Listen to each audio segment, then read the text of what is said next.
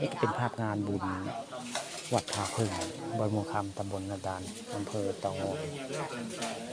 ผู้พาป่าต้องคำประชุมวันนี้พามาชมงานบุญ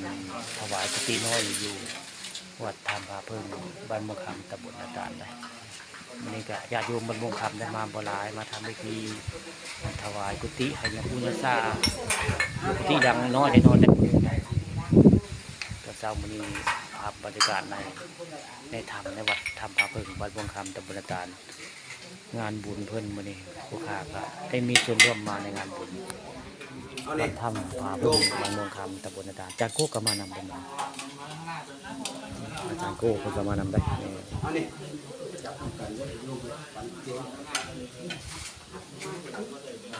ตอนนี้กำลังทำพิธี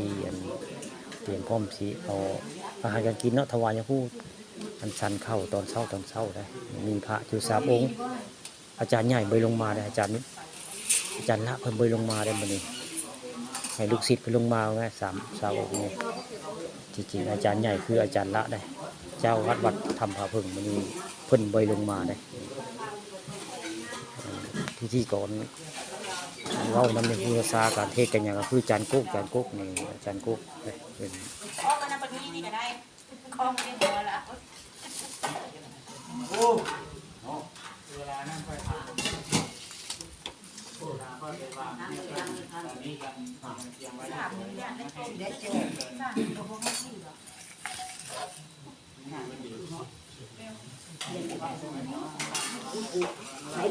บรรยากาศเย็นได้มื้อนี้วัดธรรมพาพึ่งมื้อนี้อากาศบ่ร้อนนะ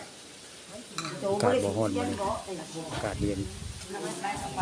งานถวายกุฏิน้อยอยู่วัดธรรมพาพึ่งมื้อนี้ลมก็ลมได้มื้อนี้มาแต่ก็ยังร้อนนะมาไม่ลม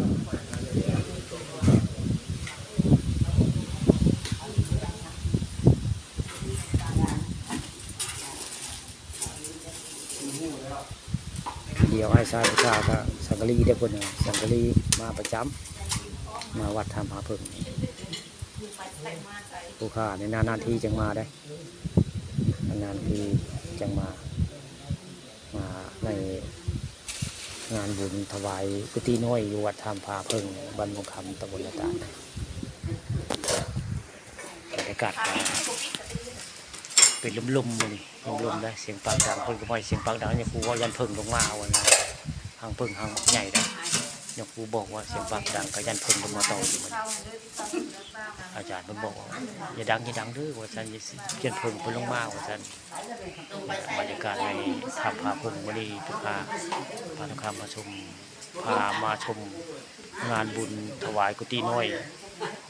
วัดธรรมพาพึ่งบ้านม่วงคำตำบลนาดาน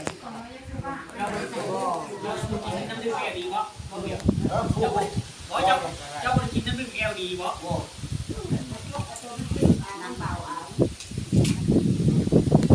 กินแล้วของไหน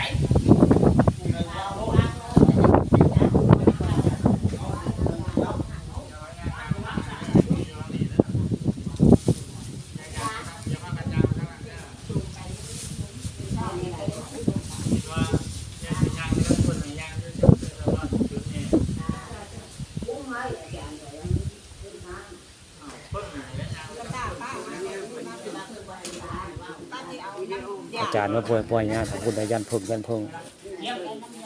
เนาะเพิ่มปล่อยงานคุณได้ยันเพิ่งปล่อยงาน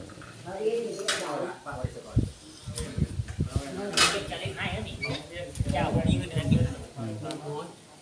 จำไป